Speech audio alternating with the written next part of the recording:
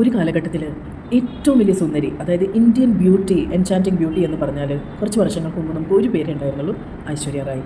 എത്ര സുന്ദരിമാർ അതിന് മുമ്പ് ഉണ്ടെങ്കിലും അതിന് ശേഷമെങ്കിലും ഐശ്വര്യയുടെ ഒരു സൗന്ദര്യം എന്ന് പറയുന്ന ഒരു പ്രത്യേകത ഇതാണ്. മാത്രമല്ല ഹൈലി ടാലൻറ്റഡ് ആണ്, നല്ലൊരു ഡാൻസറാണ്, ആക്ട്രസ് ആണ്, നല്ലൊരു പേഴ്സണാലിറ്റിയാണ്. ഇപ്പോൾ ഐശ്വര്യയ്ക്ക് പ്രായമായി. പണ്ടത്തെ പോലത്തെ ആ യുവത്വം അങ്ങനെയൊന്നുമില്ല, സൗന്ദര്യം അതുപോലെ തന്നെയുണ്ട്. പക്ഷേ എന്നാലും ശരീരത്തിൽ ചില മാറ്റങ്ങൾ വന്നു. കാൻ ഫിലിം ഫെസ്റ്റിവൽ നടക്കുകയാണ്. അപ്പോൾ ഈ കാൻ ഫിലിം ഫെസ്റ്റിവൽ എന്ന് പറഞ്ഞാൽ പല ആക്ട്രസസ്, സെലിബ്രിറ്റീസ് ഇവരെല്ലാവരും നല്ല ഗൗണും നല്ല വേഷമൊക്കെ ഇട്ട് ഒരു റെഡ് കാർപ്പറ്റ് അപ്പിയറൻസ് നടത്തും. ഐശ്വര്യ എപ്പോഴും ചെയ്യുന്നതാണ്. ഇത്തവണ ഐശ്വര്യ അതുപോലെ ഒരു പർപ്പിൾ ഗൗണിലിട്ട് വന്നപ്പോൾ നല്ല സുന്ദരിയായിരുന്നു. പക്ഷേ അവരൊരുപാട് ട്രോളുകൾ ഫേസ് ചെയ്തു.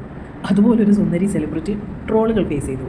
അതും വളരെയേറെ എൽഡർലി ആയിട്ടുള്ള ഒരാൾ. അതും അയാളും ഒരു സെലിബ്രിറ്റി ജേർണലിസ്റ്റ് ആണെന്ന് തോന്നുന്നു, ഒരു പത്മശ്രീ അവാർഡ് വിന്നർ ആണെന്ന് എനിക്ക് തോന്നുന്നു.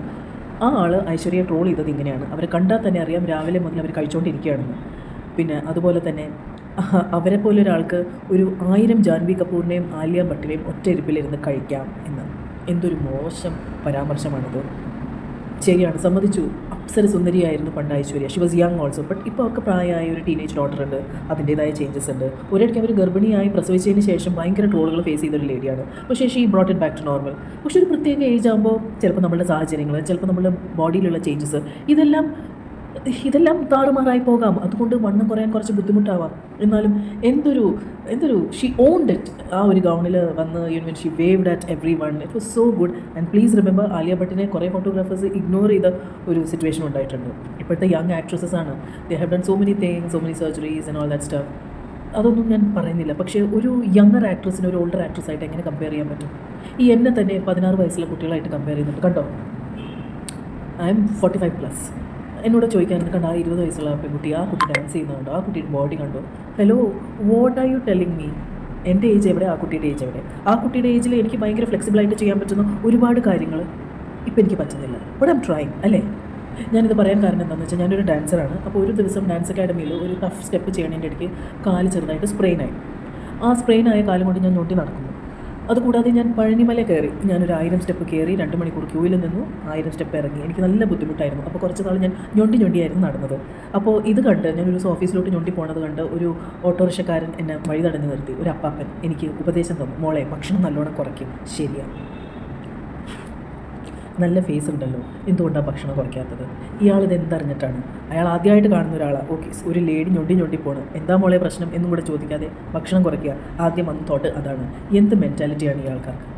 എന്നിട്ട് ആ ഏരിയയിൽ വേൾഡ് ഫിസിയോ എന്ന് പറഞ്ഞൊരു ഫേമസ് ഫിസിയോതെറാപ്പി സെൻറ്റർ ഉണ്ട്. They very famous. World physio ചൂണ്ടിക്കാണിച്ചിട്ട് അദ്ദേഹം എന്നോട് പറയാണ്, അവിടെ ആയുർവേദിക് മസാജ് ചെയ്യും, മോള് പോയി ഒന്ന് കാല് തിരുമിക്കാൻ. ഭാഗ്യം വേറൊന്നും പറയുന്നത്. എന്നിട്ട് എന്നോട് വേറൊരു ഉപദേശവും കൂടെ, 4 മണിക്ക് ശേഷം ഭക്ഷണം കഴിക്കരുത്, വെറുതെ വെള്ളം കുടിച്ചാൽ മതി. Best, thank you so much. എന്താണ് മനുഷ്യരിങ്ങനെ? പല രീതിയിലും ബോഡി ഷെയിം ചെയ്യും. പക്ഷേ ഒരു ഏജ് കഴിയുമ്പോൾ ഒരു വണ്ണമുള്ള ശരീരം നോക്കി ബോഡി ഷെയിം ചെയ്തിട്ട് നിങ്ങൾക്ക് എന്ത് കിട്ടാനാണ്?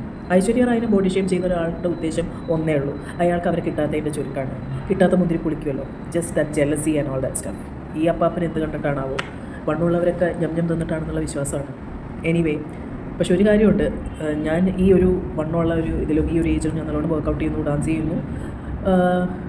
ഞാൻ മല കയറിയപ്പോൾ ഞാൻ കണ്ട കാഴ്ചയാണ്, പല യങ് ഗേൾസ് അവർ പലയിടത്തും നിന്ന് കിതച്ച് അവരുടെ മെയിൽ റിലേറ്റീവ്സിൻ്റെ കൈ പിടിച്ചാണ് കയറിയത്. അങ്ങനെയൊക്കെ വെച്ച് നോക്കുമ്പോൾ ഭഗവാനെയും വിളിച്ച് റെയിലിങ്ങിൽ പിടിച്ച് ചിലപ്പോൾ പിടിക്കാണ്ടെയും കയറിപ്പോയ എന്നെക്കുറിച്ച് എനിക്ക് നല്ല മതിപ്പുണ്ട്.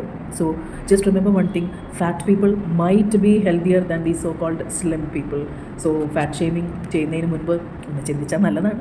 അല്ല, വലിയ കാര്യമൊന്നുമില്ല, എന്നാലും ജസ്റ്റ് പറഞ്ഞതാണേ.